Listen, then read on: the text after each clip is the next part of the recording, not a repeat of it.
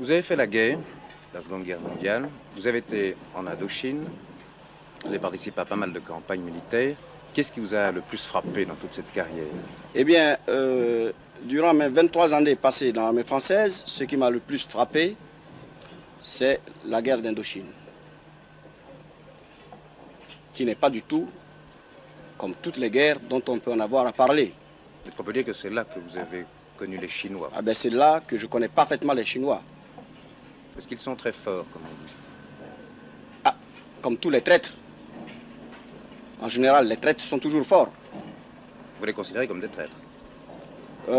Ça serait trop dire. Je les considère comme des êtres humains, mais qui sont très intelligents, très malins, et avec qui on ne peut jamais offrir sa confiance, placer sa confiance. Mais pour quelle raison, à votre avis, les Chinois veulent s'installer en Afrique? Ou essaient de s'installer? Parce qu'ils sont trop nombreux. Ils sont 780 millions cette année, et l'année prochaine, ils seront, en 1970, ils seront 1 milliard. Donc il leur faut de terre pour s'installer. Vous pensez que les Chinois sont un réel danger pour l'Afrique? À mon avis, un véritable danger, plus que jamais. Plus dangereux que la bombe atomique. Parce que très souvent, les Chinois ont des arguments un peu raciaux. Ils disent aux Africains, nous sommes, vous et nous, Chinois, des gens de couleur.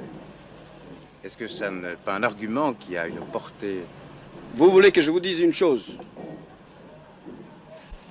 En Indochine, un Vietnamien n'a pas le droit d'épouser une Chinoise.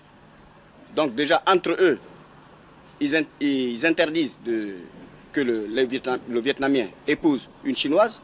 Comment l'amitié ne peut se nouer que par là? Comment voulez-vous qu'il y ait une amitié créée entre un Chinois et un Africain, alors que le Chinois, du moins les Vietnamiens, disent que l'Africain c'est le Taïden, c'est comme le chien.